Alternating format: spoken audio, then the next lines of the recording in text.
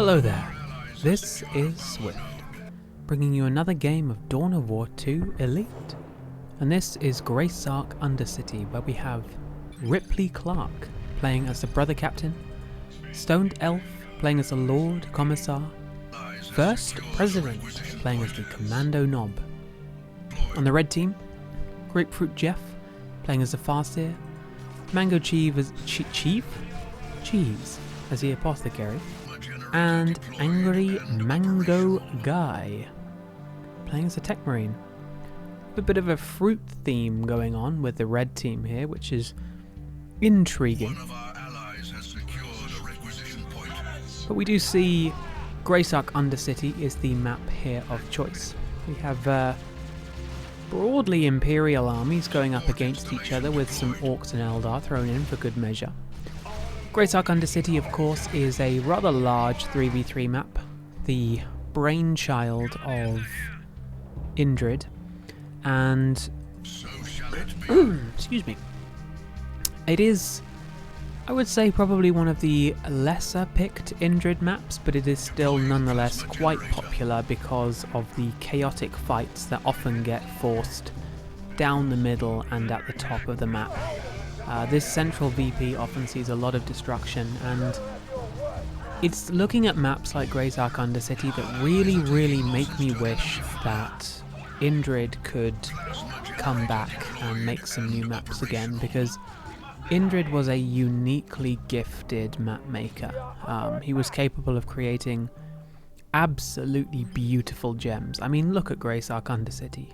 Indrid's understanding of aesthetic, his commitment to creating a very believable, very lived-in space is incredible. I mean, just the edge of the map, he's used these sort of distance objects that have the illusion of moving vehicles, which is something that doesn't get really used enough in other maps, and it's the kind of thing that you'll very rarely notice.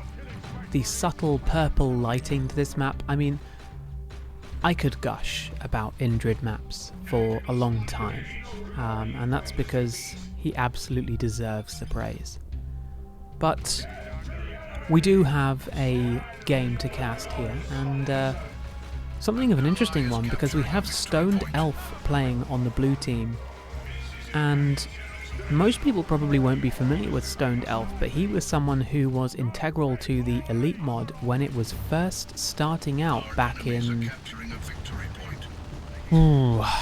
maybe 2012 or so. So he is a veteran of the community. He has not been around in the community recently at all. I mean, he disappeared probably 10 years ago or so, but, you know, like many people in this community, myself included, they tend to come and go. And as we can see, Stoned Elf has certainly come back. Whether they will be back for very long, or whether they will just be here for a few games and then disappear for a few years, who can say? But perhaps the Dawn of War 4 announcement has energized people to return to Dawn of War as a franchise. We do see the map control going broadly pretty blue in this game, but it is swinging back in the favour of red now as they recover. Did see an early commander loss for the blue team. I'm not sure who it was who died. I think it was Stoned Elf who died, potentially. But the Brother Captain looked like they got a nice bit of experience there. So far not seeing super hectic fights, but then I haven't been looking at mid too much. Do see some Howling Banshees caught out of here. Caught out of here? Caught out of position. My mistake. If I fat finger some words, it's because I've just been recording an entire 25-minute cast of a game that failed to record, so I have talked myself hoarse and got absolutely nothing out of it, which is just grand, but such is the way. Grey Knights here, trying to go for a sneaky power bash, but double ranges from Grapefruit Jeff coming out. That should be pretty toxic to fight. If Banshees are there to counter-initiate, it should give the Interceptors a hard time. However, having said that, doesn't seem to be much of a problem here right now for Ripley, who is tanking this base turret suppression. I think this is one of the weaknesses of Greystark Undercity. The power on the top side is slightly too favourable to the team it belongs to. I mean, it can be bashed easily in some regard, but you can see the base turrets, particularly on this red side, are incredibly close to the generators, and it does mean that defending against the power bash is pretty easy. Obviously this power node down here is pretty far away from the bases, so it can be quite hard to get to, but slightly far away from, well, it's still within the realm of the base turrets. Anyway, you see the red team again pushing back against the gains that the blue team has made. Their pretty sweeping maneuver by the blue team is being slowly reversed by the red team. You see a very, very cheeky pickup of the VP here by these shooter boys, and I have to say, the fact they've gone for a full cap whilst they have no points next to it, it's pretty brazen. It's pretty unusual, and what is also unusual is we see a full gen farm here for, I guess, the blue team just fully genning this top power, which means they are incredibly confident about keeping it, although it would seem like the red team have something to say about that. One of the things I do hate about this game is just the fact that the replay UI has the blue team on the left, but the blue team are on the right of the screen in the game, so hey, whatever. And whilst I was yapping, we did see Ripley lose the interceptors, which is a huge blow for the Grey Knight player. And we're noticing all players are in tier 2 already. The VP is heavily favouring the blue side, 470 to 296. And the red team just kind of slowly consolidating their pushes. It's been quite interesting watching these fights unfold. The blue team have been actually pretty sloppy with some of their units in the early game, and we're noticing that now they're being outnumbered in every single fight they're in, just sort of choosing to go in alone when the red team have been choosing to fight together. It's really given them a numbers advantage. And two of these rangers with their Pathfinder gear upgraded are going to be a significant nuisance to deal with, even against these guardsmen, because of course they do have that slightly faster fire rate in Elite compared to Retail.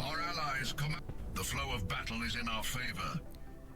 And this is something I said in the cast that was not recorded, but as I understand, the Grey Knights have an AI voiced announcer, and I just want to make it clear that it is absolutely cringe, and I think it is probably the worst thing about Elite.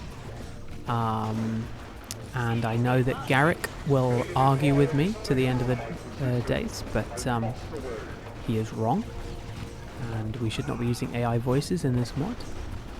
But as I am someone who cannot control that, there is nothing I can do about it. Do you see kind of a missed opportunity to pick up the Farseer there by the Catachans? They could have forced melee and probably would have got her, maybe even grenade barraged on her if they had that off cooldown. There's a bit of a messy fight being picked up here. These tactical marines taking significant damage from the Power Claw Commissar, and it's just Banshees escaping with a lick of HP there. This is, yeah, quite an interesting reversal. Blue team sort of coming out of this one favourably, but it's very difficult to say. These fights have been really scrappy. The red team have taken the power generator up the top, and once again some really strange plays going on down here. We have a weird boy sitting on this VP, just sort of staring into space, about to be ambushed by scouts. I'm not really sure what First President is doing here, because a weird boy is not really particularly useful caught out by himself, and he's not exactly doing anything. Whether he was trying to ambush a unit going for the cap, I don't know. But it seems as if AngryMangoGuy has not taken the bait and has seen the weird boy off. Do you see some unupgraded shooters?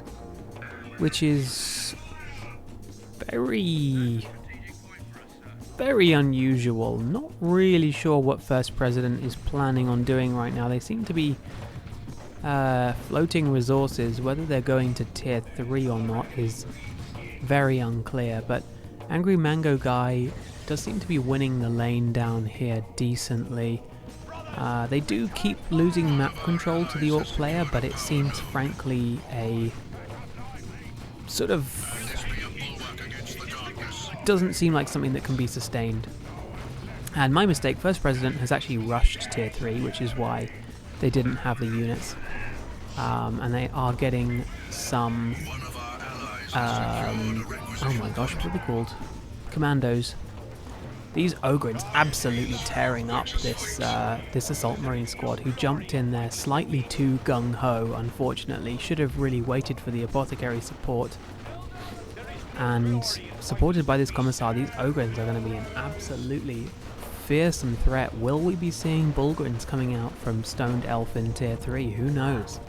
But Stoned Elf currently does not have a Bionic Eye, so we will not be seeing mega executed Ogryns. This Grey Knight Dreadnought does have something to say about the presence of the Ogryns, although with the little bubble shield on them, which I'm afraid I forget the name of, but I think it comes from the Mantle of Terror. Nice little support there from the Brother Captain, just helping to keep the Ogryns healthy in the fight. Although the Ogryns looking a little more unhealthy now that they're being chased down by Banshees and an Autarch. Nonetheless though, the Banshees are seen off. Not quite sure why they were forced to retreat there, but I guess they are going to stay healthy now. You are devoid of honor. Ripley saying going tier 3, so is Stoned Elf. And this Grey Knight Dreadnought sort of has free reign over this power, although not a lot that it necessarily needs to do. And of course this is the default Grey Knight Dreadnought, but we could be seeing some other weapons coming out for it. Would be nice to see a Grey Knight Dreadnought get a Psy Cannon in the future. I feel like that feels like a very lore appropriate thing for it. It would be a nice way to separate the Grey Knight Dreadnought from the other Dreadnoughts, for example. Just give the Grey Knights a few more tools to differentiate them from Space Marines, you know? Map control, though, interestingly, is still broadly in the blue team's favour. They've been able to still pressure the VPs, pressure the requisition. I mean, Ripley, for example, is floating about 900 requisition right now. Could really afford to buy all sorts of things. Maybe get another strike squad up. Not a lot of power they can invest in, especially not now that they are losing the top point, but they could buy some power down here if they were feeling confident they could hold it. I mean, after all, First President has shown that they have a very, very canny ability to hold on to points. You know, MangoGuy may have been winning a lot of the fights, but they have been losing the map control game down here in the south, and bizarrely they have these unupgraded tactical squads, and I don't really understand the logic. I don't think they've been bleeding that badly in terms of resources, but I could of course be wrong. We do see Lovedadaka coming out of these commandos down here, but they are forced to retreat. I feel like it was a bit strange to not have them bash power earlier. They are in danger of going down, but they do make it out. Again, unupgraded shooters. This bottom lane is frankly perplexing me a little bit. These shooters are going to go down. Or not, because the Librarian's melee just whiffed for some reason. Very odd. Very odd. But there could potentially be a bash coming down there. There could also be a bash coming down here in reverse on the blue team's power. The Grey Knights do go out to respond, but a force barrier comes down to try to keep them out. The Brother Captain with his shield up can walk through it, doesn't realise that he can walk through it. Ogryns coming in to counter-initiate alongside the Power Claw Commissar. But this big blob of Space Marines, in contrast to AngryMango's Space Marines, are quite terrifying. Those fully upgraded tactical Marines, I say fully upgraded, they have lost their sergeant. If they ever had one, of course. But supported by the Eldar here, and it's not looking so good. Ripley is getting a Land Raider, which should be a very, very important tool for them pushing the north side of the map. Or the top side, rather. But the skirmishes continue down here, and these commandos are proving to be a very, very tough nut to crack for AngryMango to shift. Don't know if they've got detection. They do have detection on the scouts, but right now, really just kind of a pain for Mango to deal with. Not entirely sure what First President is doing with them.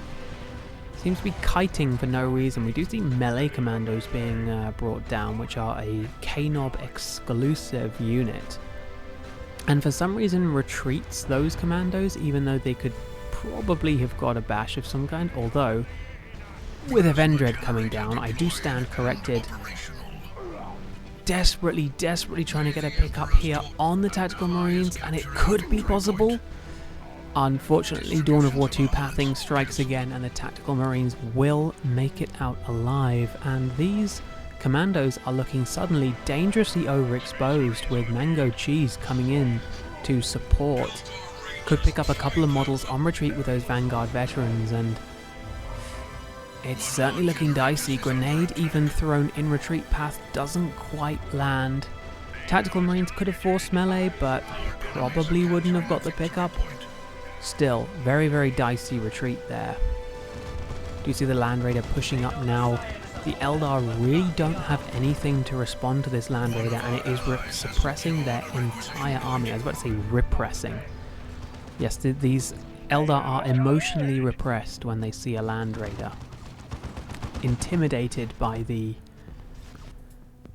overcompensation that it provides.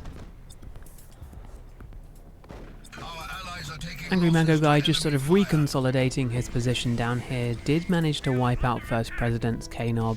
Not sure if... I don't think they have any war gear. They're also level 1. I'm a bit confused about the K-Nob plays going on. Nonetheless, this Crusader has really leveled the playing field now in the top side, and these Banshees are actually kind of looking quite dangerously exposed to it. There is a Fire Prism that can do a small amount of chip damage, and I hadn't noticed how like pretty this Fire Prism looks. That light pink and purple combination is, I mean, that's frankly gorgeous. Can't pivot my camera too much because the frame rate drops through the floor, but that is nonetheless a very, very pretty Fire Prism. You know, we look at the important things here. Do you want me to like look at the good plays, or do you want me to look at pretty Fire Prisms? I think we all know the answer to that question. However, what we do like are Bane Blades, and this Bane Blade has come out to basically just tell these Space Marines to back the hell off the power. As Stone Delph is now tier 3 and going for some Kassakin too. Once again, this bottom lane has been doing some really, really peculiar things. It's been a tale of lots of swings back and forth. The map control down here is constantly in flux, which is obviously what we like to see during a game, because having one team hold a point forever is kinda boring. But it's interesting how many times that bottom lane changes hands. Eldar are trying to set up down here. We do see the Fire Prism in place now, leaving its mark, and this Land Raider is looking suddenly very, very lonely. I'm not sure the Eldar even realise how lonely it is, but a Terminator squad is called down in to try to fight it, and Ripley doesn't have any stormtroopers, which will presumably be the next purchase for them. Because right now, this Land Raider is getting no repairs and no support, and the blue team have completely ceded the top side to the red team. So again, a very, very peculiar reversal, presumably the red team taking advantage of the fact that there is now the Imperial Guard player and a Baneblade down here on the bottom side. There are 2 missile launchers on this tactical squad, so this Baneblade is actually in a very, very dangerous position, especially with the Apothecary switching to the bottom lane. This is not a fight that the blue team want to be taking. This Baneblade has got to get out of there. That Venerable Dreadnought should be able to completely shut down the Ogrins if they come in, and this Vanguard veteran squad capable of dealing with any infantry supporting. I would not be surprised if this Baneblade does not make it out of this engagement, because now there's a Cyclone missile launcher and Angels of Death in play. Things are looking increasingly dicey for the Baneblade, and I think this could be a massive, massive mistake from Stone Delph. MangoCheese has proven that they are very, very capable of responding to their team's needs, which is not necessarily something that the blue team have been good at. Red team have shown that they are incredibly, incredibly good team players, whereas blue team have sort of been fighting 3 1v1s the entire game, which, you know, is respectable, but that's not how team games go. When you get 2v1'd in a team game, well, that's just life. And unfortunately, Stone Delph has learned that the hard way by losing the Baneblade. Interceptors here getting their side cannon upgrade. I'm not sure, these are pretty new interceptors, barely a lick of experience on them. And this Inquisitorial Stormtroopers have got a lot of work cut out for them repairing both this Land Raider and this Dreadnought. And remember, this Dreadnought has been on half HP for, I want to say, 5 minutes, possibly longer. Which is just a massive oversight from Ripley not being able to repair it. Once again, not even being able to get Stoned Elf to repair it. I feel like if this was something that was on the red team would absolutely have, you know, gone in there and repaired the vehicle, but the blue team just completely lack any sense of cohesion, any sense of communication. And whilst they are not necessarily bad, it is hurting them in the long run. The Eldar have managed to completely solidify and lock down this top side with the double fire prisms, double rangers, the ability of MangoCheese to just switch lanes at whim with the Apothecary. It's just too much for the red team to seemingly deal with. The fight, of course, is not over. We do see Bullgrins coming out here for Stone Delph, a huge upgrade on the Ogrins, although it doesn't look like those interceptors are long for this world. Bullgrins, similarly, looking incredibly low themselves. The Commissar is going after those Terminators, but these top fights, I mean, this is one of the reasons why Greysark Undercity is a popular map. It has these really, really kind of tight passages where lots of fighting tends to condense, and it makes for very, very crazy 3v3 games. We've seen Eldritch Storm being called down there on those Vanguard veterans. I mean, speaking of team play, that's probably not the kind of team play that MangoCheese was expecting to see. However, it does its job and it disables that Crusader, allowing the Fire Prisms to get the pickup. Interceptors do teleport on top of them. They may pick up a Fire Prism here. It's looking incredibly likely. Or not. Incredible outmaneuver there from Grapefruit Jeff, I have to say. The red team has just been absolutely on point with some of their plays. Definitely Grapefruit Jeff and MangoCheese have been the absolute MVPs of the team. That's not to say that AngryMangoGuy hasn't done well, but AngryMangoGuy is floating resources right now with 66 pops, so possibly newer to the game than MangoCheese and Grapefruit Jeff are. After all, they have been constantly terrorized by First President, who, you know, whilst not doing amazingly themselves, has definitely been an absolute thorn in the side of the red team, just constantly applying point pressure by recapping everything that the Techmarine can get.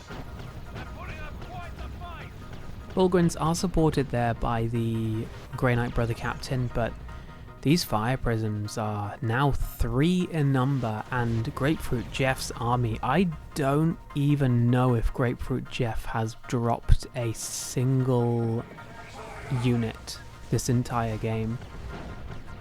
Because they've got the level 3 Guardians, Banshees, both Ranger Squads, Autarch, Weapons Team.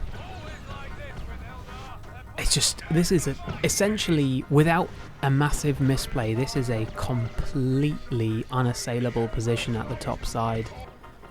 Blue team are seemingly making one last push up, but Ripley's army is a shadow of what it once was. Stoned Elf can only do so much, and when the Apothecary joins in with the Eldar player up top, there's essentially nothing that can be done. Almost level 4 Vanguard veterans here going into level 1 knobs. It honestly makes these knobs feel quite underpowered in a way, because they're just food for these Vanguard veterans who, if they can kill another model, should go to level 4. Fire Prisms lending a hand. They're so close, they do level up to level 4. This Grey Knight Dreadnought is rushing into melee against the Venerable Dreadnought, which is not really the best play, especially not with 3 Fire Prisms beaming it down from a distance. And unfortunately those interceptors, which were incredibly useful for Ripley, have gone down. So does the Grey Knight Dreadnought. And that is the game called in favour of the red team. Ripley Clarke at the end, floating a significant number of resources. First President kind of just vibing on the bottom lane. Stoned Elf did really try to keep it together for the team, but that unfortunate loss of the Baneblade down on the bottom lane, I think, sort of really sealed the fate. Grapefruit Jeff, on the other hand, I mean, I think it's hard to call whether Grapefruit Jeff or MangoCheese were the... just saying the names. Saying the names is making me giggle. This is very silly. But Grapefruit Jeff and MangoCheese, absolute incredible team play from the two of them. I mean, Grapefruit Jeff for securing the top side of the map, MangoCheese for their ability to just support their teammates in every single fight. I mean, there's a reason why, like, everything on MangoCheese's army is such high level. You know, this Farseer is level 4, but this Apothecary is level 7, and, you know, level 4 Tax, level 3 Librarian, level 4 Vanguard, level 2 Devastators, but, you know, don't expect them to be doing a lot, and of course Terminator Squad. Absolutely incredible plays there from the red team, and a very, very valiant effort by the blue team. They put up a lot of pressure in the early game, but as we were saying, this is a team game, and if you can't maintain the team momentum, then you're going to crumble, because being able to fight 1v1 is only so good. When it's 2v1, well, it's a very different story.